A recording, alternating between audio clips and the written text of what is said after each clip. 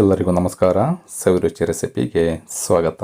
ನಾನಿವತ್ತು ಬಹಳ ರುಚಿಯಾಗಿರ್ತಕ್ಕಂಥ ಪನ್ನೀರನ್ನು ಬಳಸ್ಕೊಂಡು ಪಲಾವ್ ಮಾಡೋದನ್ನು ತೋರಿಸ್ತಾ ಇದ್ದೀನಿ. ಈ ವಿಧಾನದಲ್ಲಿ ಏನಾದರೂ ನೀವು ಮಾಡ್ಕೊಂಬಿಟ್ರೆ ಈ ಪನ್ನೀರ್ ಪಲಾವ್ಗೆ ಫಿದಾಗ್ಬಿಡ್ತೀರ, ಅಷ್ಟು ಸಖತ್ತಾಗಿರುತ್ತೆ. ತುಂಬ ಸಿಂಪಲ್ಲಾಗಿ ಒಂದು 10-15 ನಿಮಿಷದಲ್ಲೇ ರೆಡಿ ಮಾಡ್ಕೊಳ್ತಕ್ಕಂಥ ರೆಸಿಪಿ.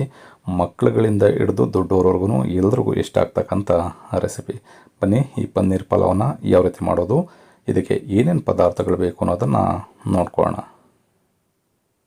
ಮೊದಲಿಗೆ ನಾವು ಪಲಾವ್ನ ಮಾಡಲಿಕ್ಕೆ ಅಕ್ಕಿನ ಚೆನ್ನಾಗಿ ನೆನೆಸ್ಕೋಬೇಕಾಗತ್ತೆ. ಈ ರೀತಿ ನೆನೆಸಿಡೋದ್ರಿಂದ ಅಕ್ಕಿ ಬಹಳ ಉದುರಾಗಿ ಬರುತ್ತೆ. ನಾನಿದು ಒಂದು ಬೌಲ್ನ ತೊಗೊಂಡು 3 ಕಪ್ಪಿನಷ್ಟು ಬುಲೆಟ್ ರೈಸ್ನ ಸೇರಿಸ್ಕೊಂಡು ಒಂದು 2-3 ಬಾರಿ ಚೆನ್ನಾಗಿ ತೊಳೆದು ನೀರನ್ನು ಸೇರಿಸಿ ಒಂದು 15-20 ನಿಮಿಷಗಳ ಕಾಲ ಅಕ್ಕಿ ಚೆನ್ನಾಗಿ ನೆನೆಯಲಿಕ್ಕೆ ಇಡಬೇಕಾಗತ್ತೆ. ಈ ರೀತಿ ಅಕ್ಕಿನ ಚೆನ್ನಾಗಿ ನೆನೆಸ್ಕೊಂಡು ನಾವು ಮಾಡೋದ್ರಿಂದ ಆಗಲೇ ಹೇಳಿದಾಗೆ ಬಹಳ ಉದುರಾಗಿರ್ತಕ್ಕಂಥ ಪಲಾವು ರೆಡಿ ಆಗುತ್ತೆ. ನಾನಿಲ್ಲಿ ಒಂದು 200 ಗ್ರಾಮಷ್ಟು ಪನ್ನೀರ್ನ ಈ ರೀತಿ ಕ್ಯೂಬ್ಸ್ಗಳಾಗಿ ಕಟ್ ಮಾಡ್ಕೊಂಡಿದ್ದೀನಿ. ನೀವು ಯಾವ ಆಕಾರದಲ್ಲಿ ಬೇಕಿದ್ರೂ ಕಟ್ ಮಾಡ್ಕೋಬೋದು. ಇದಕ್ಕೆ ಸ್ವಲ್ಪ ಮಸಾಲ ಪದಾರ್ಥಗಳನ್ನ ಸೇರಿಸ್ಕೊಂಡು ಮೊದಲೇ ನಾವು ಮ್ಯಾರಿನೇಟ್ ಮಾಡಿ ಇಟ್ಕೋಬೇಕಾಗತ್ತೆ. ಹಾಗಾಗಿ ಒಂದು 1/4 ಟೀ ಸ್ಪೂನಷ್ಟು ಅರಿಶಿಣದ ಪುಡಿ, ಅರ್ಧ ಟೀ ಸ್ಪೂನಷ್ಟು ಅಚ್ಕಾರದ ಪುಡಿ, ಮೆಣಸಿನ್ಕಾಯಿ ಪುಡಿನ ಸೇರಿಸ್ಕೊಂಡಿದ್ದೀನಿ, ಅರ್ಧ ಟೀ ಸ್ಪೂನಷ್ಟು ಧನಿಯಾ ಪುಡಿ, ಅರ್ಧ ಟೀ ಸ್ಪೂನಷ್ಟು ಗರಂ ಮಸಾಲ. ಈ ಪನ್ನೀರಿಗೆ ಎಷ್ಟು ಬೇಕೋ ಅಷ್ಟು ರುಚಿಗೆ ಉಪ್ಪನ್ನು ಸೇರಿಸ್ಕೊಳ್ತಾ ಇದ್ದೀನಿ. ಇಷ್ಟು ಪದಾರ್ಥನ ಸೇರಿಸ್ಕೊಂಡು ಚೆನ್ನಾಗಿ ಮಿಕ್ಸ್ ಮಾಡಿಕೊಂಡು ಒಂದು 10-15 ನಿಮಿಷ ಇದನ್ನು ಕೂಡ ಸಪ್ರೇಟಾಗಿ ತೆಗೆದಿಡಬೇಕಾಗತ್ತೆ. ಪಲಾವ್ನ ಮಾಡಲಿಕ್ಕೆ ಒಂದು ಮಸಾಲಾನ ರೆಡಿ ಮಾಡ್ಕೊಳ್ಳೋಣ. ಖಾರಕ್ಕೆ ಒಂದು 5-6 ಹಸಿಮೆಣಸಿಕಾಯಿನ ಒಂದು ಮಿಕ್ಸಿ ಜಾರ್ಗೆ ಸೇರಿಸ್ಕೊಳ್ತಾ ಇದ್ದೀನಿ. ಸ್ವಲ್ಪ ಪುದೀನ ಸೊಪ್ಪು, ಒಂದು ಅರ್ಧ ಕಪ್ಪಿನಷ್ಟು ಕೊತ್ತಂಬರಿ ಸೊಪ್ಪು, 1 ಈರುಳ್ಳಿನ ಸಣ್ಣದಾಗಿ ಕಟ್ ಮಾಡಿ ಸೇರಿಸ್ಕೊಳ್ತಾ ಇದ್ದೀನಿ. 3 ಲವಂಗ, 1 ಇಂಚಿನಷ್ಟು ಚಕ್ಕೆನ ಸೇರಿಸ್ಕೊಳ್ತಾ ಇದ್ದೀನಿ. 1 ಗೆಡ್ಡೆ ಬೆಳ್ಳುಳ್ಳಿನ ನೀಟಾಗಿ ಮೇಲ್ಗಡೆ ಇರ್ತಕ್ಕಂಥ ಸಿಪ್ಪೆನ ತೆಗೆದು ಸೇರಿಸ್ಕೊಳ್ಳೋಣ. 1 ಇಂಚಿನಷ್ಟು ಶುಂಠಿ, ಅರ್ಧ ಟೀ ಸ್ಪೂನಷ್ಟು ಸೋಂಪು. ಇಷ್ಟು ಪದಾರ್ಥನ ಸೇರಿಸ್ಕೊಂಡು ಇದನ್ನು ರುಬ್ಬಲಿಕ್ಕೆ ಎಷ್ಟು ಬೇಕೋ ಅಷ್ಟು ನೀರನ್ನು ಸೇರಿಸಿ ಇದನ್ನು ನೈಸಾಗಿ ನಾವು ರುಬ್ಕೋಬೇಕಾಗತ್ತೆ. ಸ್ವಲ್ಪನೂ ಕೂಡ ತರ್ತರಿ ಇರಬಾರ್ದು, ಆ ರೀತಿ ನೈಸಾಗಿ ರುಬ್ಕೋಬೇಕಾಗತ್ತೆ. ಮನೆಯಲ್ಲೇನಾದರೂ ಗೋಡಂಬಿ ಇತ್ತು ಅಂತಂದರೆ ಬೇಕಿದ್ರೆ ಒಂದು 5-6 ಗೋಡಂಬಿನೂ ಬೇಕಿದ್ರೆ ಸೇರಿಸ್ಕೋಬೋದು. ಅಥವಾ ಕೆಲವರು ತೆಂಗಿನಕಾಯಿನ ಸೇರಿಸ್ಕೊಳ್ತಾರೆ. 1-2 ಟೇಬಲ್ ಸ್ಪೂನಷ್ಟು ತೆಂಗಿನಕಾಯಿನೂ ಸೇರಿಸಿ ರುಬ್ಕೋಬೋದು. ಈಗ ಪಲಾವ್ನ ಮಾಡಲಿಕ್ಕೆ ಒಂದು ಕುಕ್ಕರ್ನ ಬಿಸಿ ಆಗಲಿಕ್ಕೆ ಇಟ್ಕೊಂಡಿದ್ದೀನಿ. ಚೆನ್ನಾಗಿ ಕುಕ್ಕರ್ ಬಿಸಿ ಆದಮೇಲೆ ಇದಕ್ಕೆ ಒಂದು 2-3 ಟೇಬಲ್ ಸ್ಪೂನಷ್ಟು ಎಣ್ಣೆನ ಸೇರಿಸ್ಕೊಳ್ಳೋಣ. ಬೇಕಿದ್ರೆ ತುಪ್ಪ ಇತ್ತು ಅಂದರೆ ತುಪ್ಪನ ಬೇಕಿದ್ರೆ ಸೇರಿಸ್ಕೋಬೋದು.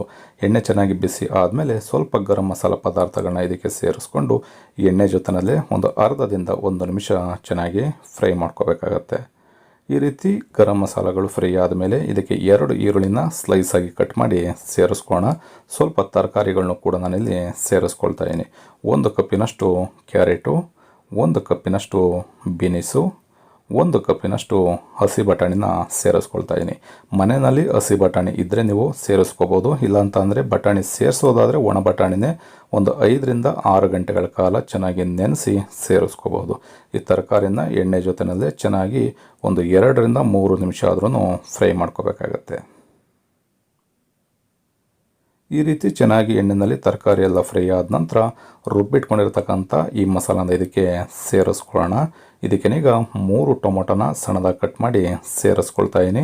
ರುಚಿಗೆ ಎಷ್ಟು ಬೇಕೋ ಅಷ್ಟು ಉಪ್ಪನ್ನು ಸೇರಿಸಿ ಈ ಮಸಾಲದಲ್ಲಿರ್ತಕ್ಕಂಥ ಹಸಿ ಸ್ಮೆಲ್ಲೆಲ್ಲ ಕಡಿಮೆ ಆಗಬೇಕು. ಆ ರೀತಿಯಲ್ಲಿ ಒಂದು 2-3 ನಿಮಿಷ ಈ ಮಸಾಲಾನ ಒಗ್ಗರಣೆ ಎಣ್ಣೆ ಜೊತೆಯಲ್ಲಿ ಹಾಗೆ ತರಕಾರಿ ಜೊತೆಯಲ್ಲಿ ಬೇಯಿಸ್ಕೋಬೇಕಾಗತ್ತೆ. ಈ ರೀತಿ ಚೆನ್ನಾಗಿ ಬೆಂದಾದ ನಂತರ ನಾವು ಮ್ಯಾರಿನೇಟ್ ಮಾಡಿ ಇಟ್ಕೊಂಡಿರ್ತಕ್ಕಂಥ ಪನ್ನೀರನ್ನು ಇದಕ್ಕೆ ಸೇರಿಸ್ಕೋಬೇಕು. ಪನ್ನೀರನ್ನು ನಾವು ಈ ರೀತಿ ಮಸಾಲಾನ ಸೇರಿಸಿ ಮ್ಯಾರಿನೇಟ್ ಮಾಡ್ದೇ ಡೈರೆಕ್ಟಾಗಿ ನಾವು ಪಲಾವ್ಗೆ ಸೇರಿಸ್ಬಿಟ್ರೆ ನಿಮ್ಗೆ ಅದಕ್ಕೆ ಉಪ್ಪು ಖಾರ ಎಲ್ಲ ಇಟ್ಕೊಳ್ಳೋದಿಲ್ಲ. ಹಾಗಾಗಿ ಮೊದಲೇ ಮಸಾಲಾನ ಸೇರಿಸಿ ಒಂದು 10-15 ನಿಮಿಷ ಮ್ಯಾರಿನೇಟ್ ಮಾಡಿ ಅದಾದ ನಂತರ ಇದಕ್ಕೆ ಸೇರಿಸ್ಕೊಂಡ್ರೆ ತಿನ್ನಬೇಕಾದ್ರೆ ಪಲಾವ್ ಜೊತೆಯಲ್ಲಿ ಬಹಳ ರುಚಿಯಾಗಿರುತ್ತೆ. ಈ ರೀತಿ ತರಕಾರಿ ಪನ್ನೀರೆಲ್ಲ ಸ್ವಲ್ಪ ಚೆನ್ನಾಗಿ ಫ್ರೈ ಆದಮೇಲೆ ಇದಕ್ಕೆ 6 ಕಪ್ಪಿನಷ್ಟು ನೀರನ್ನು ಸೇರಿಸ್ಕೊಳ್ತಾ ಇದ್ದೀನಿ. ನಾನಿಲ್ಲಿ 3 ಕಪ್ಪಿನಷ್ಟು ಅಕ್ಕಿನ ಸೇರಿಸ್ಕೊಂಡಿದ್ದೆ. 3 ಕಪ್ಪಿಗೆ 2ರಷ್ಟು ಅಂತಂದರೆ 6 ಕಪ್ಪಿನಷ್ಟು ನೀರನ್ನು ಸೇರಿಸ್ಕೊಂಡಿದ್ದೀನಿ. ನೀರು ಚೆನ್ನಾಗಿ ಕುದಿ ಬರಬೇಕು. ಒಂದು 4-5 ನಿಮಿಷ ತರಕಾರಿ ಈ ನೀರಿನ ಜೊತೆಯಲ್ಲಿ ಬೇಯಬೇಕು. ಅಲ್ಲಿವರೆಗೂ ಬೇಯಿಸ್ಕೊಳ್ಳೋಣ.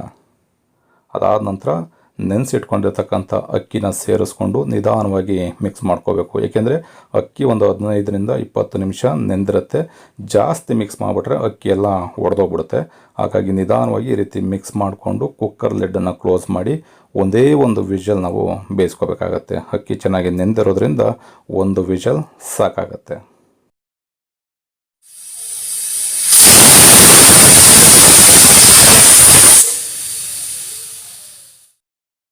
ಒಂದು ವಿಷಲ್ ಆಗಿದೆ. ಕುಕ್ಕರ್ ಕಂಪ್ಲೀಟಾಗಿ ತಣ್ಣಗಾದ್ಮೇಲೆ ಕುಕ್ಕರ್ ಲಿಡ್ಡನ್ನು ಓಪನ್ ಮಾಡೋಣ. ನೋಡ್ಬೋದು ಎಷ್ಟು ಸಖತ್ತಾಗಿ ಪನ್ನೀರ್ ಪಲಾವ್ ರೆಡಿಯಾಗಿದೆ ಅಂತ. ತಿಂತಾ ಇದ್ದರೆ ಒಂದು ಮೂರು ಅಂತ ಹಾಕಿಸ್ಕೊಂಡು ತಿಂತಾ ಇರ್ತೀರ, ಅಷ್ಟು ರುಚಿಯಾಗಿರುತ್ತೆ. ಈ ರೆಸಿಪಿ ನಿಮಗೆ ಇಷ್ಟ ಆಯಿತು ಅಂತ ಅಂದ್ಕೊಳ್ತೀನಿ. ಇಷ್ಟ ಆಗಿದರೆ ಆದಷ್ಟು ಜನಕ್ಕೆ ಶೇರ್ ಮಾಡಿ. ಇನ್ನು ನಮ್ಮ ಚಾನಲ್ನ ಸಬ್ಸ್ಕ್ರೈಬ್ ಮಾಡ್ಕೊಂಡಿಲ್ಲ ಅಂತಂದರೆ ಸಬ್ಸ್ಕ್ರೈಬ್ ಮಾಡ್ಕೊಳ್ಳಿ. ನೀವು ಕೂಡ ಮರಿದೇನೆ ಈ ರೆಸಿಪಿನ ಮನೆಯಲ್ಲಿ ಒಂದು ಸಲ ಟ್ರೈ ಮಾಡಿ ಹೇಗಿತ್ತು ಅನ್ನೋದನ್ನು ಕಮೆಂಟ್ ಮಾಡಿ ತಿಳಿಸಿ. Thank you.